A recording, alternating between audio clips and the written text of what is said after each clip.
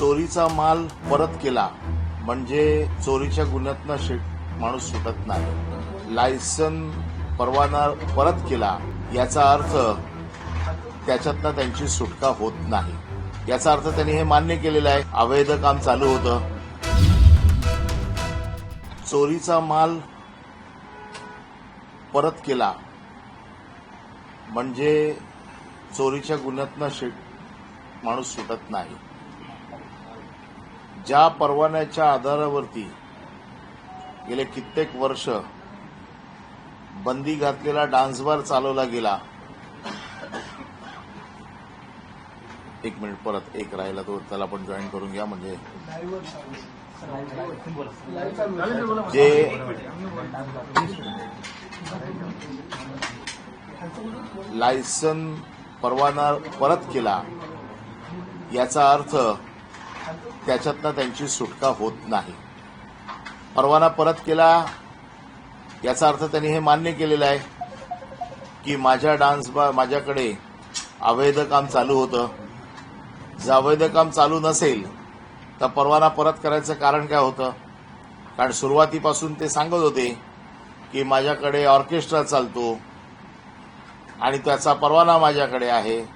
जर ते व्यवस्थित नैतिकतेला आधारे जर त्यांचं काम चालू होतं, अजूनही पोलिसांचा तपास चालू आहे, तपास पूर्ण झालेला नाही, त्याच्या अगोदरच चोराने आपला चोरीचा माल पोलिसांना परत दिलाय आणि सांगितलंय की माझी ह्याच्यातनं सुटका करा, मी चोरीचा माल परत दिलेला आहे. कायद्याप्रमाणे गुन्हा घडलेला आहे. गुन्ह्यामध्ये सिद्ध होत आहे की ज्या गोष्टी महाराष्ट्रात बंदी घातलेल्या आहेत आणि ज्या बंदीची जबाबदारी गृहराज्यमंत्र्यावर आहे, त्याच गोष्टी गृहराज्यमंत्र्याच्या घरात आज चालू आहे. याच्यातनं गृहराज्यमंत्र्याची सुटका होऊ शकत नाही. परवाना परत केला किंवा परवाना रद्द केला म्हणजे या अवैध गोष्टीतनं त्यांची सुटका होत नाही. सावली बार अँड रेस्टॉरंटचा परवाना हा बार अँड रेस्टॉरंट चालवण्यासाठी दिला होता. तिथे डान्स बार चालवण्यासाठी दिला नव्हता. तिथे अवैध धंदे करण्यासाठी दिला नव्हता. तिकडे वेश्या व्यवसायासाठी दिला नव्हता. तिथे पिकअप पॉइंटसाठी दिलेला नव्हता. बाकीच्या गोष्टी अजून सिद्ध व्हायच्या आहेत, पण तिथे डान्स बार चालत होता. हे पोलिसांनी मारलेल्या आतापर्यंतच्या 4 छाप्यांमध्ये एकदाच छापा पडलेला नाही. 2023 मध्ये 3 वेळा छापे पडलेत आणि 2025 मध्ये एकदा छापा पडलाय. मी काल स्वतः पोलिसांना भेटलो आणि पोलिसांना हे विचारलं की पोलिसांनी आतापर्यंत याच्यावरती काय कारवाई केली.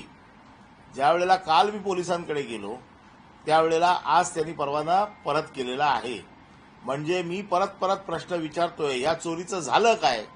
तर आज चोर उठून गेलेले आहेत की हा चोरीचा मुद्देमाल परत करतोय, आमची सुटका करा. असं होणार नाही. गृहराज्यमंत्री ज्याच्यावरती महाराष्ट्र राज्याची कायदा सुव्यवस्था ज्यांच्या हातात आहेत तेच आज कायदा सुव्यवस्था पायदळीत तुडवत आहेत. म्हणजे चोरच भक्षक झालेले आहेत. ज्यांच्यावर जबाबदारी आहे, एका बाजूला म्हणायचं की लाडकी बहीण योजना, बहिणीचा मान सन्मान, आणि दुसऱ्या बाजूला आया बहिणींना बारमध्ये नाचवायचं, ही नैतिकता नाही. महाराष्ट्रासाठी ही शर्मेची गोष्ट आहे. मला तर आता मुख्यमंत्र्यांची दया यायला लागलेली आहे की एवढं सगळं उघड सत्य. आज तर त्यांनी बारचा परवाना परत दिला, याचा अर्थ त्यांनी मान्य केलं की माझ्याकडे चुकीचं काम चालू होतं, नाही तर परवाना परत द्यायची गरज काय होती? मग तुम्ही परवाने परत करताय, चोरीचा माल परत देताय, म्हणजे तुमची सुटका नाही. मुख्यमंत्र्यांनी अजूनही वेळ गेलेली नाही. मुख्यमंत्र्यांकडे मी सगळे पुरावे दिलेत. काल देखील मी काय कारवाई केली, याच्यापूर्वी देखील 3 वेळा छापे पडलेत. परवाना धारकावरती कुठली कारवाई झालेली नाही. बाकीच्या वेळेला ज्या वेळेला अशा प्रकारची डान्स बारवरती रेड पडते त्यावेळेला परवाना धारकावर पण कारवाई होते. ही कारवाई ह्यांच्यावर का होत नाही? राजकीय दबावाखाली पोलीस आहेत आणि म्हणून यांच्यावरती मुख्यमंत्र्यांनी ताबडतोब कारवाई करावी, यांचा राजीनामा घ्यावा, बारचा परवाना परत दिला. आता काल कृषी मंत्र्यांचं खातं बदललं, खातं बदलून चालणार नाही, त्यांनाच बदलले पाहिजे, त्यांना तिथून काढलंच पाहिजे.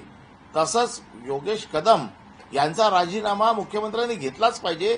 त्याचं कारण असं आहे, नाहीतर तुम्ही हतबल आहात हे चित्र महाराष्ट्रात जाईल आणि मुख्यमंत्र्यांनी हतबल असू नये. मुख्यमंत्री हतबल झाले तर महाराष्ट्र देखील हतबल होईल आणि म्हणून मुख्यमंत्र्यांनी आपला कणखरपणा दाखवून या मंत्र्यांचे राजीनामे घेतलेच पाहिजे.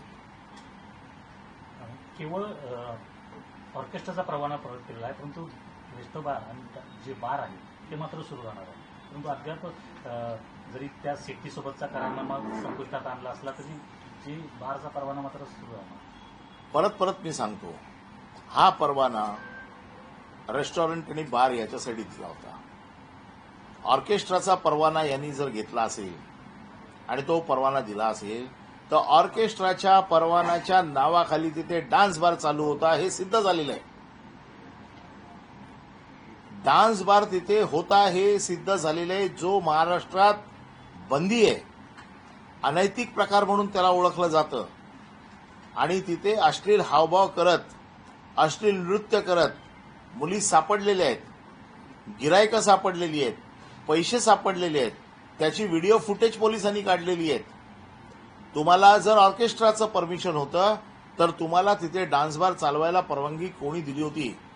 म्हणजे आम्ही मंत्री आहोत, आम्ही आमदार आहोत, आम्हाला कोणी विचारू शकत नाही? गृहमंत्रीपदाची जबाबदारी आमच्या घरात आहे, आम्हाला कोणी विचारू शकत नाही? हा जो काय माज आहे, हा माज उतरणं गरजेचं आहे. आणि त्यामुळे डान्सबारचा परवाना नसताना, त्याला परवानगी नसताना ऑर्केस्ट्राच्या नावाखाली जो काही दांगडदिंगा चालू होता आणि महाराष्ट्राच्या गृहराज्य मंत्र्याच्या घरात चालू होता. बघा, प्रश्न सर्वसाधारण माणसाने गुन्हा केला असता, त्याचं लायसन्स जप्त केलं असतं, त्याला शिक्षा केली असती, समजण्यासारखी गोष्ट आहे. पण ज्यांच्यावरती जबाबदारी आहे कायदा सुव्यवस्था सांभाळायची, ज्यांच्यावरती जबाबदारी आहे अनैतिक गोष्टींना प्रतिबंध करायची, हेच लोक अनैतिक गोष्ट करतायत कारण त्यांना असं वाटतं की आम्हाला कोण विचारणारं नाहीये.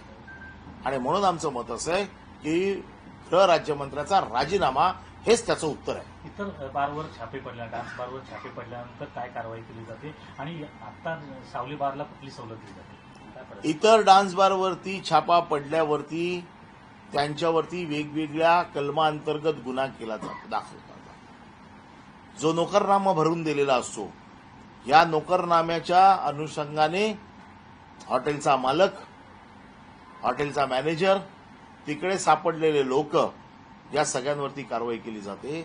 आणि त्याचबरोबर ज्याच्या नावाने परवाना आहे त्याच्यावर देखील कारवाई केली जाते. या चारही रेडमध्ये ज्यांच्या नावाने परवाना आहे त्यांच्यावरती आतापर्यंत कुठली कारवाई झाली नाही. म्हणून मी काल पोलीस स्टेशनला पत्र दिलेलं आहे की ज्यांच्या नावाने परवाना आहे, बाकीच्यांना, सर्वसाधारण माणसाला जो न्याय तुम्ही लावता तोच न्याय यांना देखील लागला पाहिजे. परवानाधारकांवरती कारवाई झालीच पाहिजे. कृषी मंत्री माणिकराव कोकाटे यांचं खातं बदलण्यात आलेलं आहे. ही कारवाई जी केलेली आहे ती योग्य आहे का? आणखी त्यांचं मोठी कारवाई करणं आवश्यक होतं का? आणि तशीच कारवाई इतर पक्षांच्या मंत्र्यांना जी वाटत असेल त्यांच्यावरती आवश्यक? आमचं म्हणणं असं आहे, कलंकित मंत्री जेवढे आहेत, मग त्याच्यामध्ये संजय शिरसाट आहेत, योगेश कदम आहेत, कोकाटे आहेत, त्यामध्ये संजय राठोड आहेत, या ज्यांच्यावरती अशा प्रकारचे आरोप आलेले आहेत, जे डागी झालेले आहेत, जे वाचाळवीर आहेत, अशा सगळ्या मंत्र्यांवरती राजीनाम्याची कारवाई झाली पाहिजे, ही आमची मागणी आहे विरोधक म्हणून. राहिला प्रश्न, काल कोकाटेंचं खातं बदललंय म्हणजे पुन्हा त्यांना एक प्रकारे सूटच दिलेली आहे की तुम्ही काही करा. आता कोकाटेंना दिलंय कुठलं खातं? क्रीडा मंत्री. क्रीडा मंत्र्याचा आदर्श घेऊन मुलं क्रीडापटू बनतात. कोकाटेंच्या रमीचा आदर्श घेऊन तुम्ही जुगारी बनवणार आहात का? एक तर क्रीडा, म्हणजे मला वाटतं अजूनही रमी हा ऑलिम्पिकमध्ये आलेला नाहीये की क्रीडा मंत्र्यांचा आदर्श घेऊन तुम्ही अजून काही क्रीडापटू तयार कराल. कोकाटेंना रमी खेळताना, म्हणजे ते कदाचित रमीचे एक्सपर्ट असतील, म्हणजे काय ते भविष्यामध्ये महाराष्ट्रासाठी रमीपटू तयार करणार आहेत का? आणि असे रमीपटू तयार करणारे मंत्री महाराष्ट्राला नकोयत. महाराष्ट्राला चांगले, ज्यांना क्रीडा विश्वातलं काहीतरी कळतं, ज्यांच्या माध्यमातून महाराष्ट्र क्रीडा क्षेत्रात भरीव कामगिरी करू शकेल, असे मंत्री महाराष्ट्राला हवेत. ही फक्त ऍडजस्टमेंट केलेली आहे आणि ही ऍडजस्टमेंट महाराष्ट्राला मान्य नाही. जो माणूस क्रीडा म्हणजे रमी खेळतोय, रमी हा जुगाराचा प्रकार आहे. पुन्हा जुगार हा अनैतिक प्रकारामध्ये बसतो. पुन्हा जुगार याला निर्बंध आहेत महाराष्ट्रामध्ये. आता त्यांच्यावर पण खरं जुगाराचे कलम लागायला पाहिजे होती, पण लागणार नाहीत, कारण सगळ्यांना वाचवायचंच ठरवलंय महाराष्ट्र सरकारने. आणि सगळ्यात वाईट वाटतं, मुख्यमंत्र्यांचा जेवढा स्वच्छ चेहरा आहे, हे सगळे मिळून मुख्यमंत्र्यांच्या चेहऱ्यावरती चिखल उडवतायत आणि मुख्यमंत्री हताशपणे बघत बसलेले आहेत. माणिकराव कोकाटेंना युवक कल्याण विभाग देखील घेण्यात आला. युवकांना प्रोत्साहन, रमी कशी खेळावी, म्हणजे जिथे मिळेल तिथे खेळावी. म्हणजे अगदी विधानसभेत जरी तुम्ही भविष्यात गेलात तर तिकडे देखील रमी कशी खेळावी याचा आदर्श कोकाटेंनी दिलेला आहे. आणि आज या आदर्शवादी मंत्री या महाराष्ट्राचं काय भलं करतील हा महाराष्ट्राच्या जनतेने विचार करायला पाहिजे. यामध्ये अजित पवारांनी प्रामुख्याने लक्ष घालून हे संपूर्णपणे कारवाई करणं गरजेचं होतं.